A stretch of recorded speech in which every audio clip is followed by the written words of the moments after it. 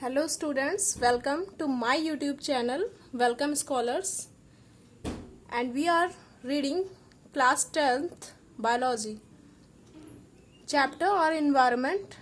In last video we discussed about how our activities affect the whole environment, like depletion of ozone layer, ozone hole, drawbacks of ozone, and now we are going to discuss managing the garbage we produce, methods of safe disposal of wastes, यानी क्या method है, कैसे हम जो भी waste material है उसको हमें कैसे डिस्पोज करना है, कैसे उसका प्रॉपर डिस्पोजल हो, ये पूरा इस टॉपिक में हम लोग डिस्कस करेंगे। तो इसके लिए तो सबसे पहले पता होना चाहिए आपको कॉजेस क्या हैं।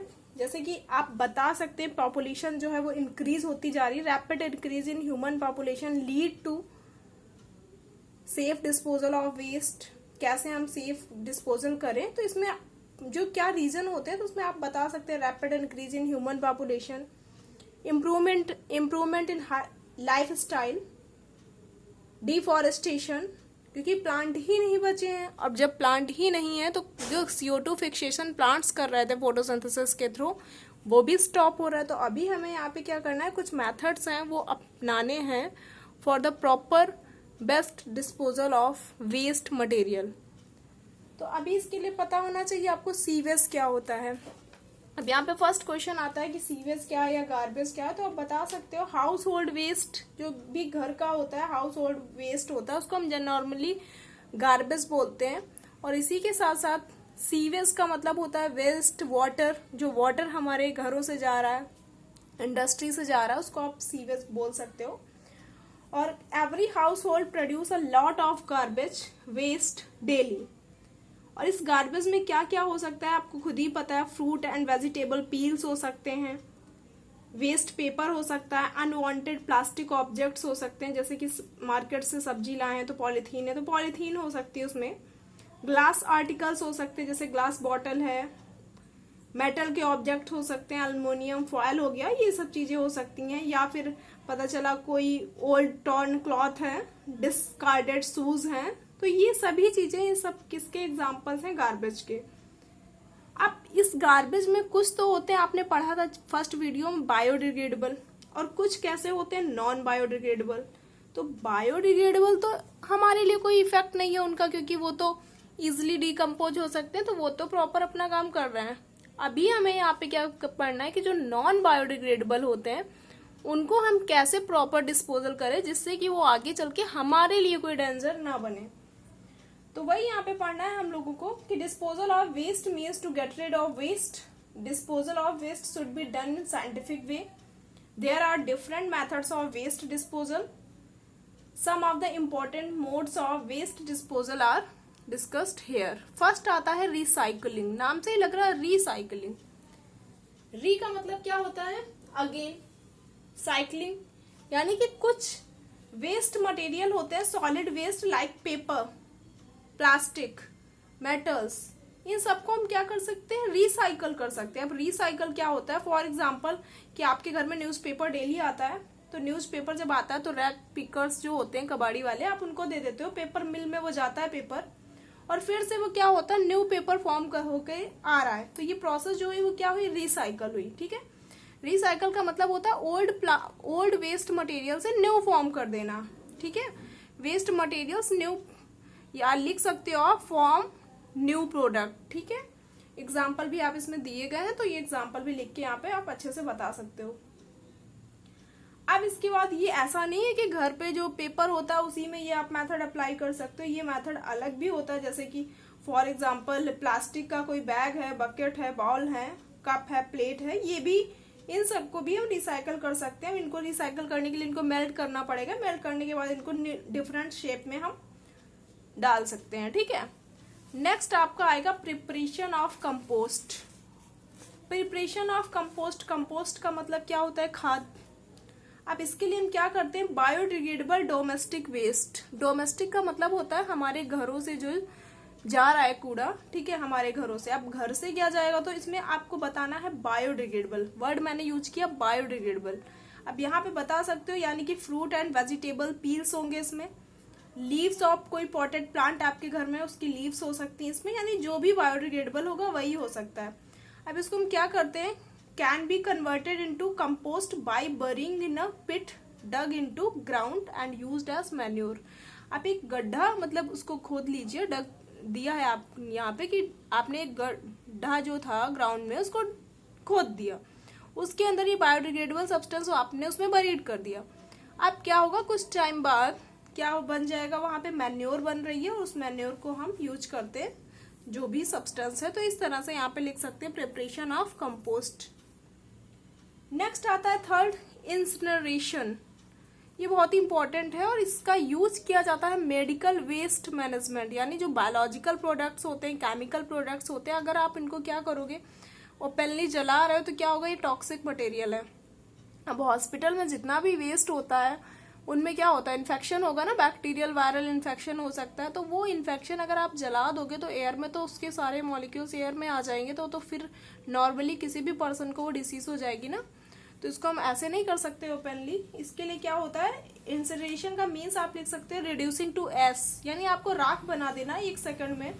The burning of substance at a high temperature, कितना हाई टेम्परेचर देना है, मोर देन 1000 डिग्री सेंटीग्रेड। आप इतना टेम्परेचर जब दे दोगे एक बार में 1000 डिग्री सेंटीग्रेड से ज्यादा, तो क्या होगा, आप एक ही बार में वो वहां पे एस राख फॉर्म हो जाएगी, वहां पे कोई धुआं वगैरह नहीं होगा। और इसका यूज कहाँ किया जाता है, chemical waste generally, biological waste यानी कि जो हॉस्पिटल वगैरह से आ रहा है। Incineration generally reduce the volume of the waste, इससे ये भी बढ़िया होता है कि मतलब बहुत ज्यादा ढेर नहीं आ रहा है हमारे पास वेस्ट का, क्योंकि वो राख बना दे रहा है। तो कई मतलब कम टाइम में बहुत सारे प्रोडक्ट को हम इसी से कर सकते हैं। और this is because when the large volume of waste material is burned, only a small amount of ash is left behind which can be disposed by landfill. अब जो राख बची अब उसको क्या करो, लैंडफिल अभी बताएंगे, उसमें आप डाल सकते हो। तो इस तरह से जिस एपरेटस का हम यूज करते हैं उसको इंसिनरेटर बोलते हैं। और ये जो वेस्ट डिस्पोजल करते हैं ये कौन करते हैं, is done by the municipality of a city. ठीक है, जो म्यूनिसिपल वाले होते हैं वो ये काम करेंगे, उनके अंडर में काम होता है। बस आपको याद रखना हाई टेम्परेचर देना है, कितना टेम्परेचर देना है ये याद रखना है, और कहाँ ये मेथड अप्लाई होता है ये पढ़ना है आपको। थर्ड है लैंडफिल, नाम से ही लग रहा है लैंडफिल, यानी एक एरिया है उसको आपने क्या किया है, फिल कर दिया है। ठीक है, इसमें क्या करते हैं हम लोग, सॉलिड वेस्ट, जो भी आपके पास सॉलिड वेस्ट है उसको आपने लो लाइंग एरिया, यानी जो ग्राउंड लेवल से नीचे का एरिया उस पर आप डालते जा रहे हो। ठीक है, फिर उसको लेवल पे बराबर रखने के लिए क्या किया, उसको पूरा सॉइल से कवर कर दिया। अब यूज्ड फॉर डेवलपिंग पार्क, अब उस साइड पे हम क्या बना सकते हैं, पार्क वगैरह कुछ भी हो सकता है। तो ये मेथड जो होता है इजी है, इसको इजीली पढ़ लेना।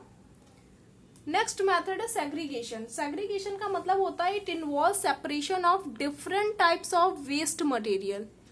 Different types of waste material का मतलब यहाँ पे आप देख सकते हो कि 2 टाइप के वेस्ट मटेरियल होते हैं, एक तो बायोलॉजिकल बायोडिग्रेडेबल होते हैं और एक नॉन बायोडिग्रेडेबल होते हैं। तो इसके लिए क्या होता है, बड़ी बड़ी जो लोकेलिटी होती हैं, पता चला बहुत बड़ी बड़ी कम्युनिटी है, वहां पे क्या होता है, सिटीज में आप देख सकते हो कि जो गवर्नमेंट की तरफ से, जो सिटी में है उनकी तरफ से क्या होता है, 2 बिन रखा दिए जाते हैं, यानी जो डस्टबिन टाइप के। ठीक है, डस्टबिन होते हैं 2।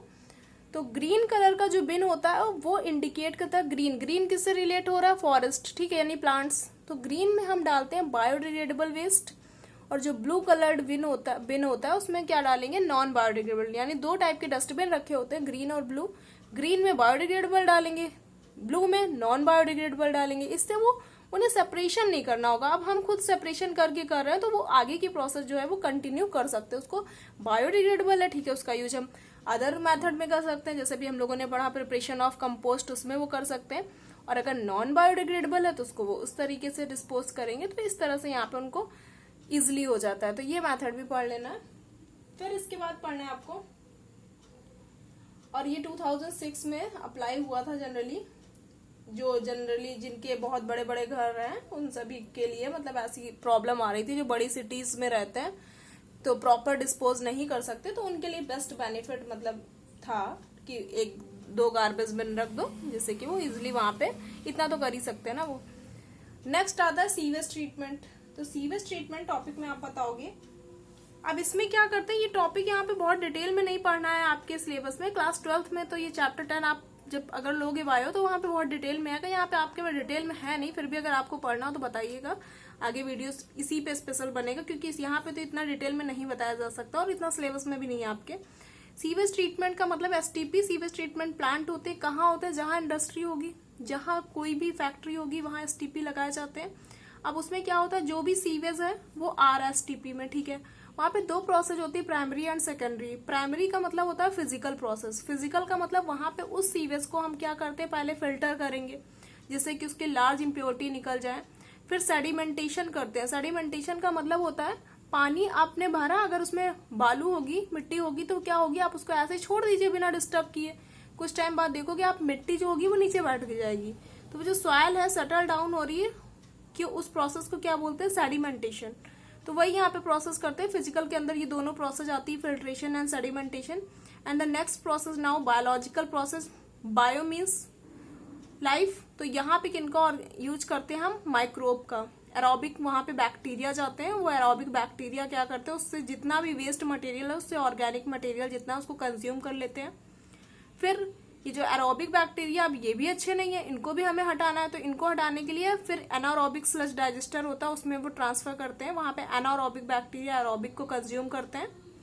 और एनारोबिक बैक्टीरिया, यहाँ पे नीचे नेक्स्ट हेडिंग आएगी बायोगैस प्रोडक्शन। वो जो एनारोबिक बैक्टीरिया होते हैं, जैसे कि फॉर एग्जांपल मिथेनोजेंस, ये क्या करते हैं, डिकम्पोज करके वहां पे बायोगैस फॉर्म करते हैं। बायोगैस में जनरली मिथेनोजन होते हैं, इसीलिए बायोगैस का अगर आप देखोगे 60 to 80% उसमें मीथेन गैस होती है, CH4, इसीलिए इसको मिथेनोजन बैक्टीरिया बोलते हैं, क्योंकि they are producing methane gas. It is a constituent of biogas and biogas is a inflammable gas, और जनरली ये गांव वगैरह में यूज की जाती है। तो इस तरह से आप ये दोनों टॉपिक पढ़ सकते हो। अब बायोगैस बना दी, अब ऊपर की तरफ जो एफ्यूलेंट बचा उसको अब हम क्या करते हैं, फाइनली डिस्चार्ज करते हैं नेचुरल वाटर बॉडी, रिवर वगैरह में। अगर एसटीपी नहीं होगा तो क्या होगा, आप कोई भी फैक्ट्री है उसमें तो लेड भी काम हो रहा होगा, उसमें तो मरकरी का भी यूज होगा, उसमें तो मतलब कोई भी केमिकल है उसमें यूज होगा, तो वो केमिकल जब रिवर में डायरेक्ट जाएंगे तो वो डिसीज कॉज कर सकते हैं। तो अभी तो हमें यहाँ पे नहीं करना है ना, प्रॉपर डिस्पोजल करना है ना, सेफ डिस्पोजल करना है, तो इसके लिए पढ़ लेना ये। नेक्स्ट आता है इलेक्ट्रोस्टैटिक प्रेसिपिटेटर। ये क्या करते हैं, रिमूव 99% ऑफ पार्टिकुलेट मैटर जो प्रेजेंट होता है इंडस्ट्रियल या थर्मल पावर एग्जॉस्ट। एग्जॉस्ट आप जानते होंगे जो लगे होते हैं, तो एग्जॉस्ट में यूज होता है इलेक्ट्रोस्टैटिक प्रेसिपिटेटर, और इसका काम होता है 99% रिमूव करेगा डस्ट पार्टिकल्स को। लास्ट टॉपिक है स्क्रबर। स्क्रबर का काम क्या होता है, ये भी इसी के साथ ही काम करता है इलेक्ट्रोस्टैटिक प्रेसिपिटेटर के साथ, और इसका काम होता है कि डस्ट से, डस्ट तो हटाएगा ही, साथ में अगर कोई वहां पे टॉक्सिक गैस है, टॉक्सिक आप जानते हैं SO2 हो गया, ये सब चीजें हो गई, NO2 हो गया, CO हो गया, कोई भी टॉक्सिक गैस है तो उसको क्या करेंगे, फ्रॉम द एयर रिमूव करेंगे। तो स्क्रबर का भी काम यहाँ पे ये होता है, इस तरह से एनवायरनमेंट यहाँ पे क्लीन हो सकता है। तो ये कुछ पॉइंट्स यहाँ पे दिए गए, इनको पढ़ लीजिएगा। इसी के साथ एक और एनसीईआरटी से पढ़ेंगे तो आप एक लास्ट टॉपिक वहां पे मिलेगा आपको। जनरली आप ट्रेन में देखते हैं तो पहले क्या होता था, ट्रेन में जो चाय टी वेंडर होते हैं जो जनरली चाय बेचते हैं, तो वो क्या होता था, कुल्हड़, कुल्हड़ बोलते हैं ना उसको, एनसीईआरटी में दिया है, तो उसमें चाय को बेचा करते थे। और वो किसका बना होता है, क्ले का बना होता है। तो क्योंकि आप उसके लिए क्या होता है, बहुत ज्यादा यूज करना होगा। आप देख सकते हो कि उन्हें बाद में पता चला, they soon realise that the use of a lot of clay for making millions of kulhad daily. तो अब उनको लॉस होने लगा कि जो सॉइल की फर्टाइल टॉप लेयर होती है, आप उसका तो यूज इसी बनाने में कर रहे हो, क्ले का यूज करते हैं ना बनाने में। तो इसकी वजह से फिर क्या हुआ, उसकी जगह पे पेपर कप आ गए। तो दो चीजें अभी चलती हैं, paper cup and plastic cup. तो दोनों में बेटर क्या है आप खुद ही पढ़िएगा, क्योंकि अभी बताने की जरूरत नहीं है, पूरा चैप्टर ये कंप्लीट हो गया और आपने पढ़ा है पेपर बायोडिग्रेडेबल है, प्लास्टिक नॉन बायोडिग्रेडेबल है। तो इसके लिए हमें अवेयर होना पड़ेगा। ऐसा नहीं होता है कि ये टॉपिक आपके सिलेबस में आपको रट लेना है, पास हो लेना है, नहीं, ये टॉपिक मतलब एक इन्वायरमेंट से अगर आप जुड़ रहे हो, अगर 5 जून को आप वर्ल्ड इन्वायरमेंट डे मना रहे हो, नेशनल इन्वायरमेंट डे मना रहे हो मतलब, तो इस तरह से यहाँ पे आपको मतलब पूरा जुड़ना भी पड़ेगा उसी के साथ। तो यहाँ पे एनसीईआरटी वगैरह में दिया भी, आपके पास जो भी रेफरेंस बुक हो उसमें दिया है कि आपको ये सब चीजें रोकनी चाहिए, मतलब प्लास्टिक से नो प्लास्टिक, ठीक है। तो ये पूरा टॉपिक आपका कंप्लीट हो गया, चैप्टर भी इसी के साथ ये कंप्लीट हो गया। और इन्वायरमेंट के सारे वीडियो इसी यूट्यूब चैनल पे अवेलेबल हैं, तो आप इसको पढ़ के पूरा अपना चैप्टर कंप्लीट कर सकते हैं।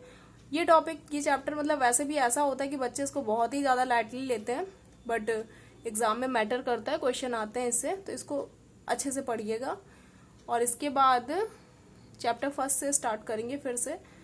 बाकी सिलेबस तो आपको पता होगा, कोविड-19 की वजह से इस साल ये जो सिलेबस है आपका बायो का 6 चैप्टर है, 6 चैप्टर में आपके जो बोर्ड में आएंगे तो उसमें 2 चैप्टर हट गए हैं, आपको पता होगा। कंट्रोल एंड कोऑर्डिनेशन नहीं है सिलेबस में, नहीं पढ़ना है हम लोगों को इस बार।